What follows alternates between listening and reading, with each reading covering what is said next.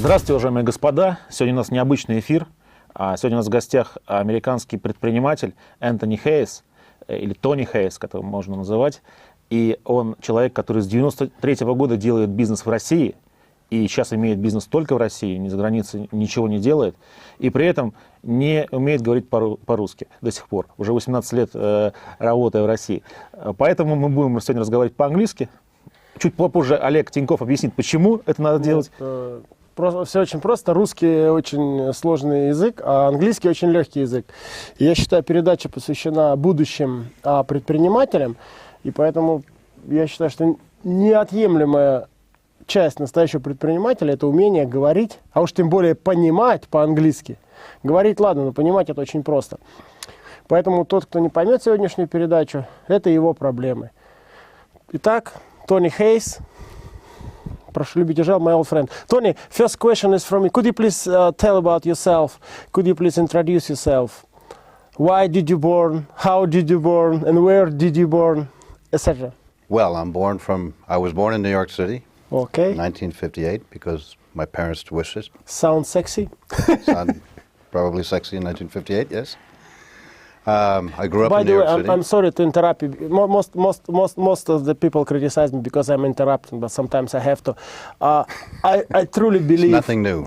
Nothing new. Yes, I know Tony for a long time, and he knows there's nothing new when Oleg Tinkov is interrupting, so shut up. And I truly believe that end of 50s and beginning of 60s is the best epoch of the all times, starting from Greek empires, because it was really time when we've got Marilyn Monroe and Lisa Fitzgerald and Louis Armstrong and US and all of the people of the world, and especially US, they were so happy about the times, and they look very much in the future with such a prospect. It was kind of different times. I think a lot of joy and a lot of future there. When you see it now, you have terrorists, bad times, euro is crashing, and really the best epoch was end of 50s, beginning of 60s. Well, what happened in the end of the 50s in the United States and throughout the 60s is two things. The second caused by the first. So the baby boomers that were born after World War II came of age and were having children. And because there were so many people having children at one time, they created a second baby boom, which was huge. And those children were born from 1955 until probably 1963 or so. In this range, maybe 1951 through 1961. You had a tremendous amount of population growth in the United States. And this led to a huge generation in music and in political thinking and in political activity, coming both from the UK and the United States. So it was a very interesting time to grow up in the United States. Even though I was in the early 60s, only about 3 years old, I was exposed to an awful lot of change in the world, especially starting with the Beatles. Why did you start your own business versus just to go to work to some other guys, to big company? You know, I've always worked from when I was really young. So when I was maybe 9 or 10 years old, I would go door to door and sell things. I would start businesses at our dacha, our country house in Connecticut. I would mow lawns, I would paint houses, I would wash windows. I always wanted to, for some reason, earn money. So it was natural for me. I did take a job, by the way. I waited tables, I worked on a fishing boat for a year just to earn money and have some discipline. And How did you spend this money? I saved the money and I bought small neon signs. And I would collect the neon signs in my house, then I would rent the neon signs for production companies for use in TV commercials and major motion pictures. And when I had too many neon signs and it's like on air? Eat here, hotel, motel, restaurant, those were all very popular. Pink one. And I actually stepped on a sign in my house and cut my foot and realized that I should take a storefront. And that's how I left from the apartment and ended up in a storefront. And that became a more serious business. I started my own business really because I didn't want to wear a suit, ever. And I wanted to get up and go to the beach whenever I felt like I did not have to ask my boss. As it turned out, I do have to wear a suit, and I never go to the beach. Now tell your transition from being American entrepreneur, being Soviet, not already Russian entrepreneur actually. It wasn't Soviet. When I came, it was 1993, So it was Russia. and things were changing very, very rapidly. I had a neon sign shop, as I said, in Soho, New York, and I made a neon sign for someone who told me I did not have to come to Russia. All I had to do was make the sign and put the sign downstairs. At that stage, I had not traveled very much, and I had a list of places I wanted to visit. And at that time, and excuse me, but Russia was not high on the list of places I wanted to visit. Although I was fascinated by Russia, and I was fascinated by everything going on here, I was young, and I wanted to go to the Caribbean, and I wanted to go to Paris, and I wanted to go to places like this. So after promising that I didn't have to come to Russia, they came, they took the sign, and some 6 months later, they called me, and they said, "We don't know how to install the sign. You must come and install the sign." So after many phone calls, I finally agreed. They made me an offer I couldn't refuse, and it wasn't violent, it was financial.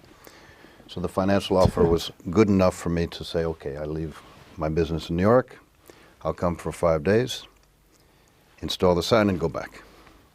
Because in New York, the sign would have taken 2 days. So I said, 5 days, maybe something goes wrong, we can fix it. Who was your partner In New York, in Moscow? the Trinity Group. But at that stage, I was by myself. We So I came here to put on the sign for the Cherry Casino on Metelitsa on Novi Arbat. It was for casino. Metelitsa and Novi Arbat, okay. That's Novi Arbat, okay. Thank you. So I arrived to install the sign. It was the May holidays. Nobody was working. I was here for 6 or 7 days before, Like right now. like now, it would be like arriving on Saturday to do a job. But in 1993, the country completely shut down. Now it continues to work, it just slows down. 93, it stopped. In any case, after a week, the workers did show up. The first day we had a meeting, decided what we were going to do, and everybody left. The second day we met in the same place, we had another meeting, everybody agreed on what they were supposed to do, and everybody left. That went on exactly like that for a week. So now I'm in Russia for 2 weeks, and we haven't done anything.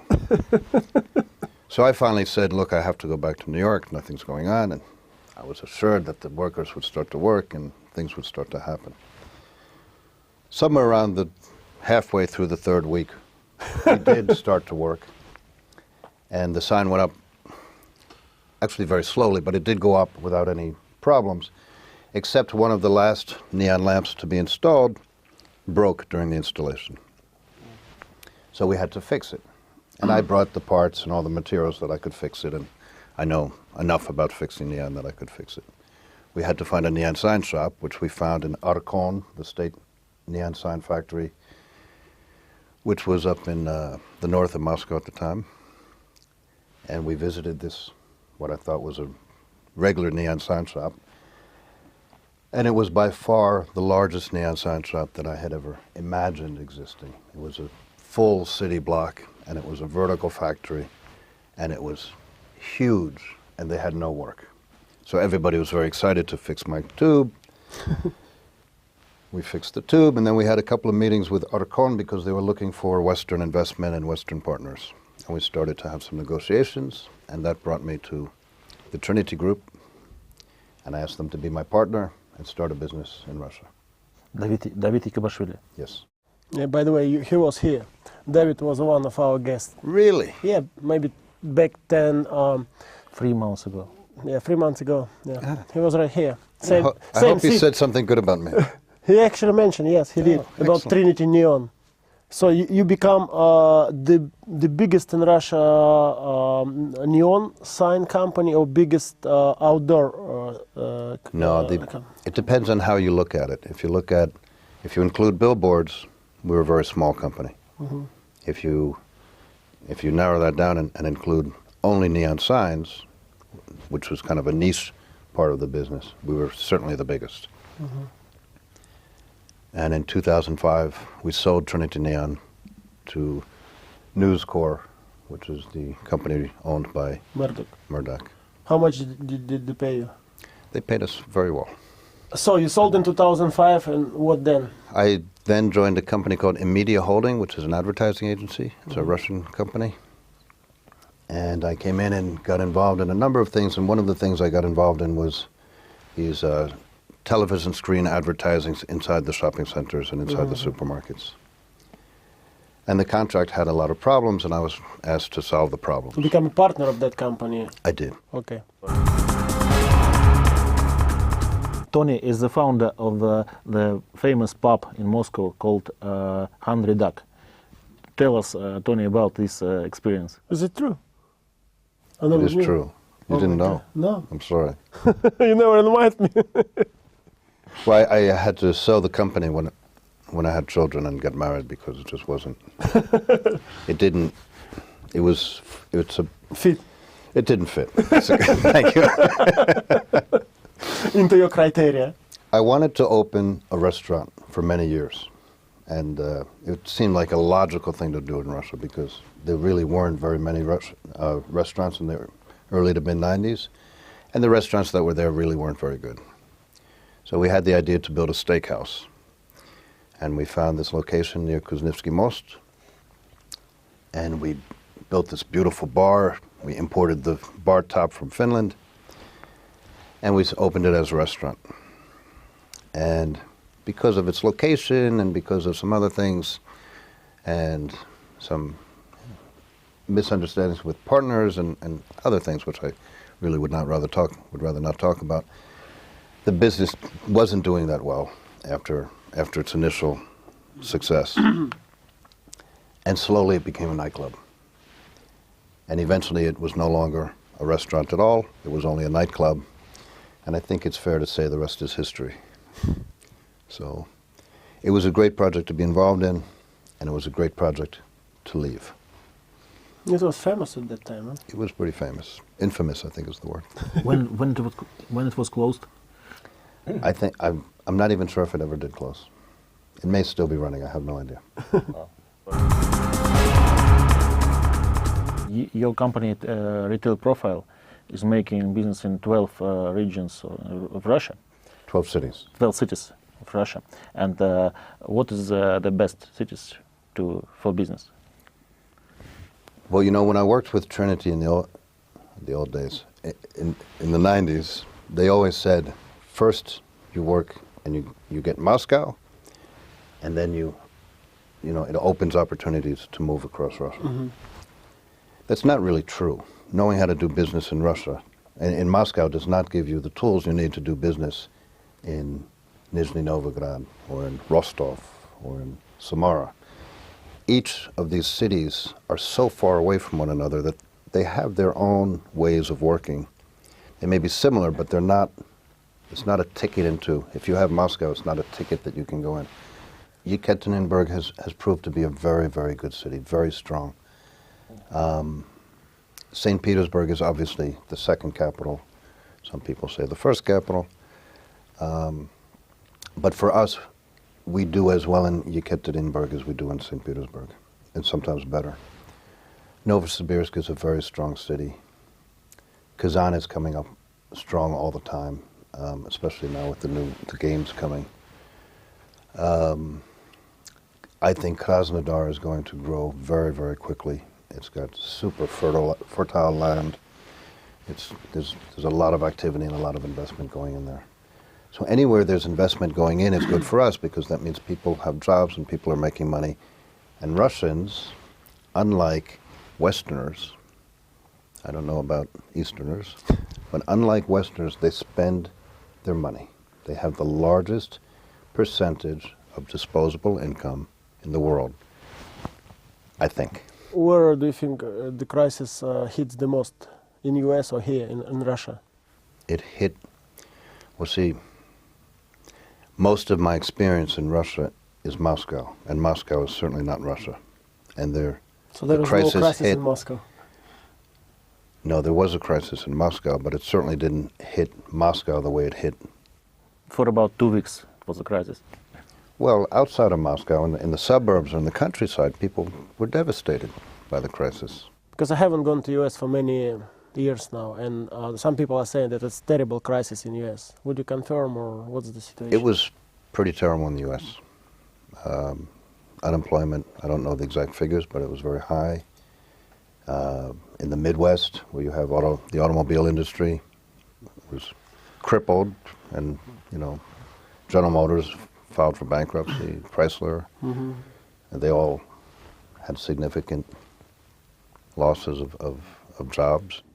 Las Vegas has less now. People couldn't pay their mortgages, and it started this snowball that just nobody had a year and a half ago, nobody really knew how to stop. I think that that the measures that the government Do you think it's solved for now, or just for now?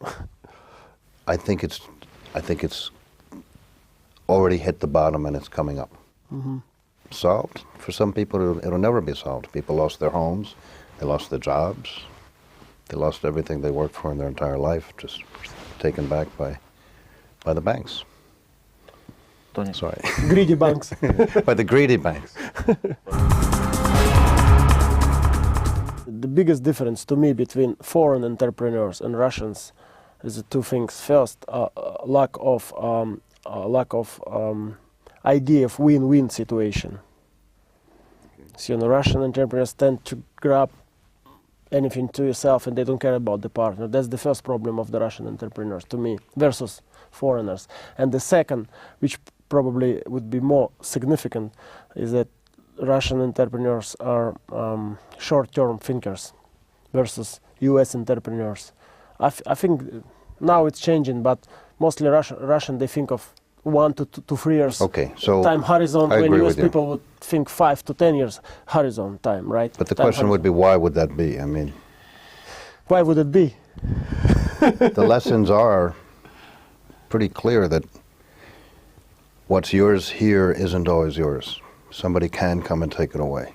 Well, about 20 years is nobody. I mean, even oligarchs, which got their property quite gray way. I wouldn't know about that, but they still own the property, right? They own their property and they could lose it. It's happened. Do you think they still could? I think they still could. I think there are rules. I think they're clear. And I think if you don't work within those rules and boundaries, that the state can come and take anything away. Well, and in US, do you think it is the case? I think the legal and justice system in the US works more fairly for the people than the system here. We'll see now Goldman Sachs case. There are exceptions. I think that there are exceptions, you're right. And we will see. Okay, but that's kind of... but look at Enron, all the top people are in jail. This you bounce on my short-term thinking, but what about win-win situation? Well, there's always... Why would Russian... There's always a problem for us. Think that they want to get more than the partner? There's always a problem with us in our business now is when we're hiring people, that we don't want people who come in at the beginning to feel like they've worked and they've built the company and it's theirs.